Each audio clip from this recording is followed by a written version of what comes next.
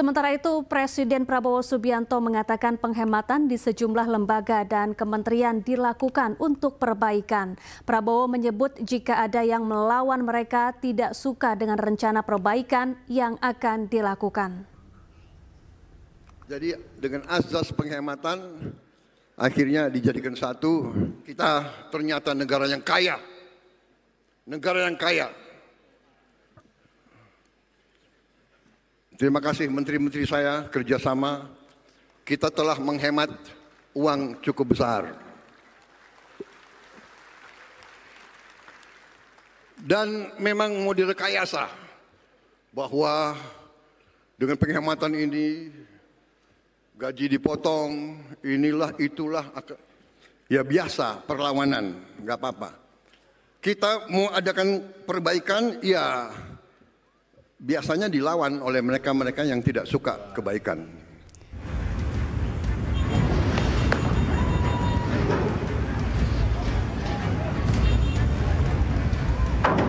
Sebuah kapal tongkang bermuatan kayu menabrak pilar jembatan Mahakam Samarinda, Kalimantan Timur.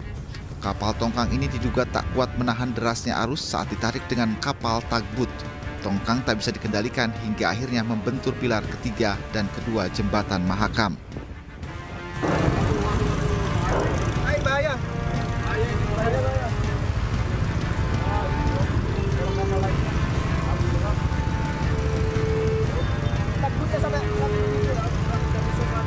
Benturan keras mengakibatkan jembatan sepanjang 400 meter ini mengalami guncangan hingga membuat panik pengendara yang melintas. Tongkang kemudian tersangkut di antara pilar jembatan. Sementara petugas mengerahkan 5 kapal tugboat untuk evakuasi kapal tongkang yang tersangkut. Evakuasi dilakukan selama kurang lebih 2 jam. Evakuasi kapal tongkang yang tersangkut ini menjadi tontonan warga sekitar. Sementara itu dari hasil penyelidikan, polisi mengatakan ada keretakan pada pondasi jembatan Mahakam akibat peristiwa ini. Polisi juga meminta keterangan dari awak kapal dan sejumlah pihak untuk mengetahui penyebab kapal tongkang menabrak jembatan Mahakam tersebut. Dari Samarinda, Kalimantan Timur, Arditya Abdul Aziz, iNews melaporkan.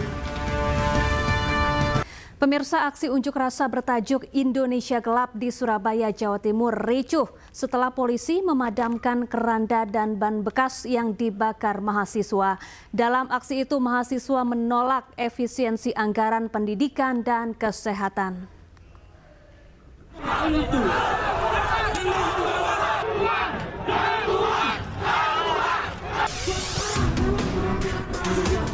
Mahasiswa dan polisi bentrok saat aksi unjuk rasa bertajuk Indonesia Gelap di depan gedung DPRD Jawa Timur.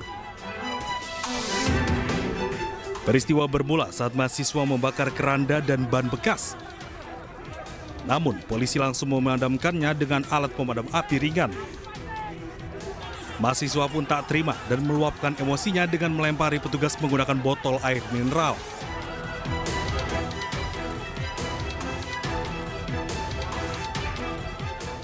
Adapun dalam aksi ini, ribuan mahasiswa dari berbagai perguruan tinggi menolak efisiensi anggaran pendidikan dan kesehatan yang dilakukan pemerintah. Akhirnya adalah kemarin efisiensi terhadap sektor pendidikan dan kesehatan khususnya, karena kami merasa 2 poin itu sangat penting dan merupakan kebutuhan primer, apalagi pendidikan sebagai investasi masa depan bangsa Indonesia ini. Tapi ternyata kok malah terdapat efisiensi, itulah yang men-trigger teman-teman mahasiswa Jawa Timur. Karena kami yakin ketika ada efisiensi anggaran di ranah pendidikan, maka yang terancam adalah biaya kuliah kami. Yang terancam adalah biaya kuliah teman-teman. Sehingga kesempatan untuk kawan-kawan yang meraih atau mau menempuh perguruan tinggi itu justru akan semakin pudar, akan semakin sulit. Sementara itu, polisi menyebut kericuan terjadi akibat kesalahpahaman antara mahasiswa dengan petugas yang berjaga. Dan pengamanan unjuk rasa dari mahasiswa. Jadi mulai dari awal kita sudah melaksanakan tahapan-tahapan, mulai dari tahapan yang paling persuasif, kita komunikasi dari mahasiswa, apa yang menjadi keinginan, apa yang menjadi aspirasinya, kita bantu untuk komunikasi dengan Ketua DPR. Tadi mengalami awalnya mengalami lancar, kemudian berikutnya ada sedikit miskomunikasi. Namun demikian secara keseluruhan kegiatan pengamanan ini alhamdulillah lancar semuanya. Ketegangan antara mahasiswa dan petugas pun mereda setelah Ketua DPRD Jawa Timur datang menemui mahasiswa.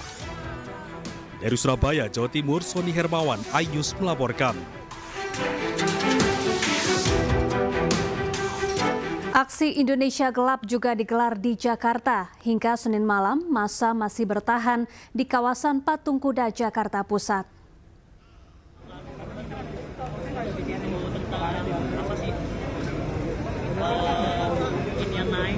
Hingga pukul 19:20 massa yang tergabung dari mahasiswa ini masih bertahan di kawasan Patung Kuda, Jakarta. Aparat meminta massa membubarkan diri, namun massa menunggu perwakilan dari pemerintah untuk menemui mereka. Dalam aksi ini ada 5 tuntutan yang disampaikan. Salah satunya meminta instruksi Presiden nomor 1 tahun 2025 terkait efisiensi anggaran dicabut.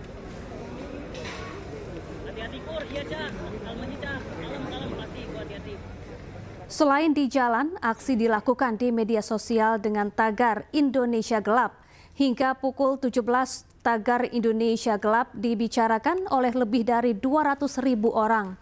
Tagar Indonesia Gelap muncul sebagai bentuk keresahan terhadap kinerja pemerintah, salah satunya terkait efisiensi anggaran.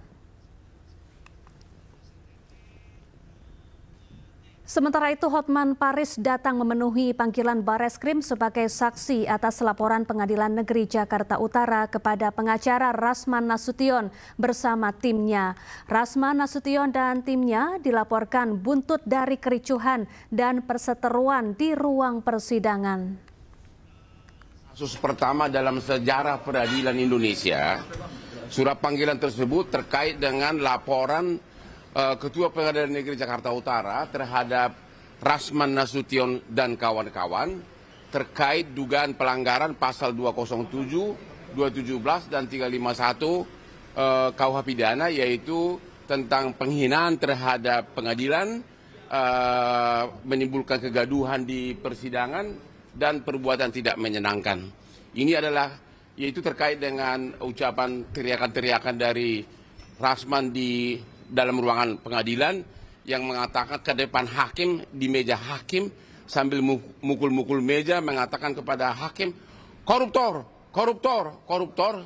Dan juga adanya oknum pengacara junior yang mungkin masih jarang bersidang, yaitu Firdaus, yang naik ke meja di persidangan dengan pakai jubah pengacara.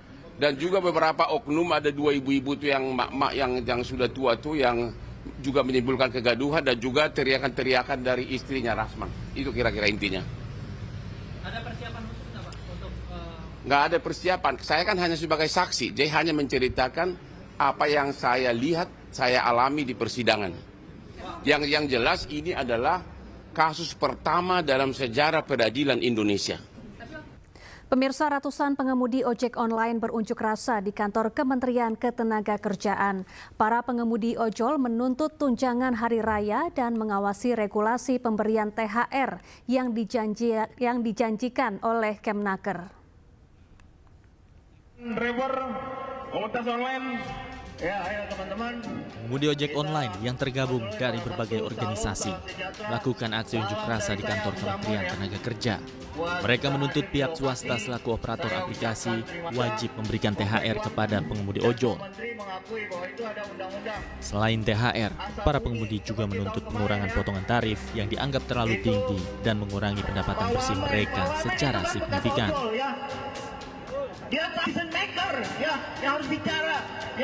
Kondisi ini diperparah dengan adanya program layanan yang dinilai memberikan upah murah dan memaksa pengemudi bekerja di luar jam kerja normal. Tanggal 17 ini kami aksi serentak ya Pak, untuk Dumai, mereka aksi juga Obit, untuk Pangkal Pinang, Sukabumi, Bandung, juga Pontianak. Kawan-kawan melakukan Obit massal pada hari ini. Jogja, Solo, semua akan melakukan Obit massal pada hari ini. Kami memang sudah menanti-nanti ya Pak dari tahun ke tahun. Tahun lalu kami hanya di prank, tahun ini kami menuntut. Kami mengawal janji Pak Menteri untuk memberikan THR bagi kami, baik roda 2, roda 4 maupun kurir. Sementara itu, Kementerian Ketenagakerjaan telah bertemu dengan perwakilan pengemudi ojek online dan pengusaha untuk membahas terkait rencana pemberian THR, namun belum menjumpai titik temu. Menteri Tenaga Kerja menyebut masih belum ada penentuan pasti berkaitan dengan formula penghitungan THR bagi pengemudi ojol. Para pengunjuk rasa mengklaim hak-hak pekerja yang seharusnya diterima seperti upah minimum, upah lembur, cuti haid, dan cuti melahirkan seringkali tidak dipenuhi. Dari Jakarta, Tim Liputan iNews melaporkan. Wakil Menteri Ketenagakerjaan Immanuel Ebenezer mengatakan aksi ojek online menuntut THR ke aplikator adalah hal yang wajar. Noel juga meminta jika ada yang terkena sanksi usai menggelar aksi, laporkan ke kementerian. Jadi para aplikator untuk memahami bahwa demonstrasi dilindungi oleh undang-undang dan konstitusi di Republik ini. Jadi tidak boleh ada nanti ketika kawan-kawan aksi kemudian pulang dari aksi ini ada yang namanya sanksi atau suspend. Jika ada itu laporkan ke kita. Setuju? Dan kedua, terkait THR, ini adalah tuntutan yang paling rasional yang diperjuangkan oleh kawan-kawan driver ojek online. Jadi tuntutan ini menurut kami sebagai negara itu adalah tuntutan yang logis dan wajar. Jadi kita negara atau pemerintah berharap terhadap aplikator ini berilah mereka hak yang menjadi tuntutan mereka. Mereka tidak minta yang namanya gaji direksi. Mereka tidak minta yang namanya saham. Mereka hanya meminta hak mereka selama di jalanan. Dan itu apa itu wajar menurut kami sebagai pemerintah. Ya, ratusan kepala daerah telah selesai menjalani tes kesehatan. Mereka kemudian akan menjalani retret yang digelar di Akademi Militer Magelang mulai tanggal 21 hingga 28 Februari 2025.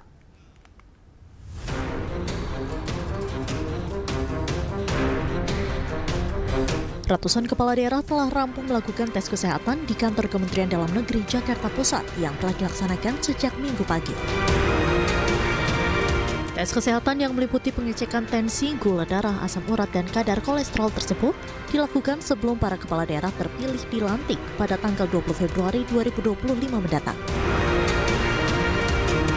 Sejumlah kepala daerah terpilih mulai dari Gubernur Jawa Barat terpilih Deddy Mulyadi, Gubernur Jawa Timur terpilih Khofifah Indar Parawansa, hingga Gubernur Jawa Tengah terpilih Ahmad Lutfi mengaku siap menjalani pelantikan yang diikuti oleh kegiatan retret di Akademi Militer Magelang pada tanggal 21 Februari hingga 28 Februari 2025. Nggak ada siapin apa-apa, kan dilantik cuman datang dilantik pakai baju yang biasa dipakainya 5 tahun sekali, itu baju itu.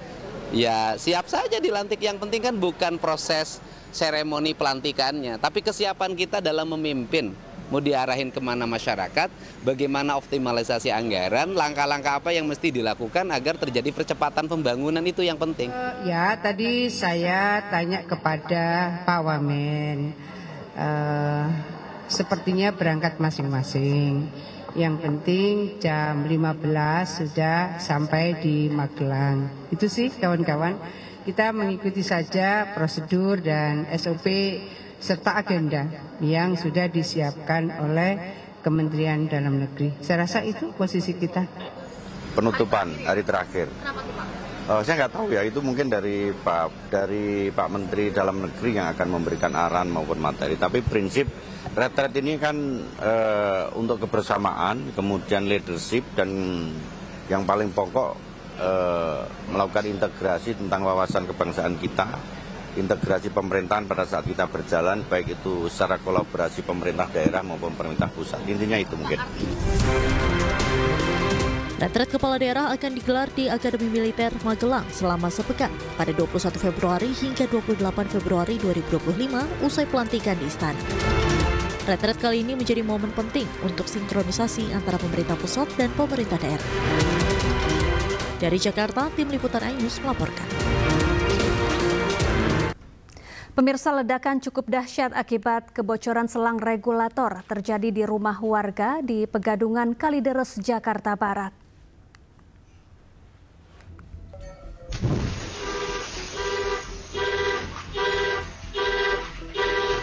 Dari rekaman video CCTV, nampak ledakan hebat melanda sebuah rumah di perumahan Golden Palm, Pegadungan Kalideres, Jakarta Barat.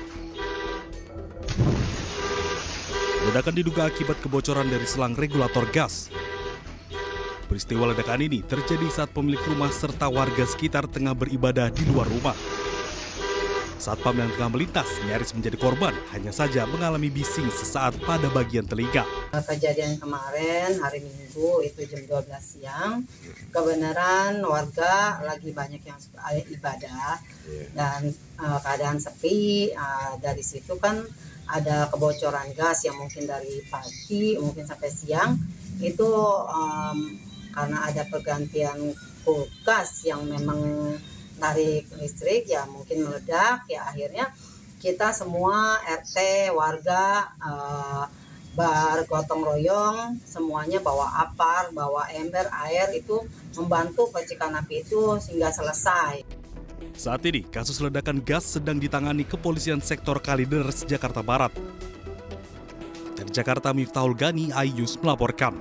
Pemirsa, 2 oknum polisi pemeras sejoli di Semarang menjalani sidang etik Polri. Kedua oknum polisi tersebut diberi hukuman demosi atau penundaan kenaikan pangkat masing-masing selama 8 dan 7 tahun. 2 oknum polisi Polrestabes Semarang, Aibtu Kusno dan Aibda Roy Legowo, tersangka pemerasan 2 sejoli di Kota Semarang, menjalani sidang Komisi Kode Etik Polri di ruang sidang Bitpropam Polda Jawa Tengah Senin sore. Sidang yang dilaksanakan secara tertutup berlangsung selama 6 jam. Dalam sidang, korban tidak dihadirkan karena masih anak-anak dan hanya mengikuti sidang lewat daring. Kabid Humas Polda Jawa Tengah Kombes Pol Artanto mengatakan hasil putusan majelis hakim menyatakan perilaku kedua oknum polisi ini merupakan perbuatan tercela. Keduanya pun diberi sanksi demosi. Akan dikenakan mutasi bersifat demosi untuk Aibtu Kusno selama 8 tahun, untuk Aibda Roy Legowo selama 7 tahun.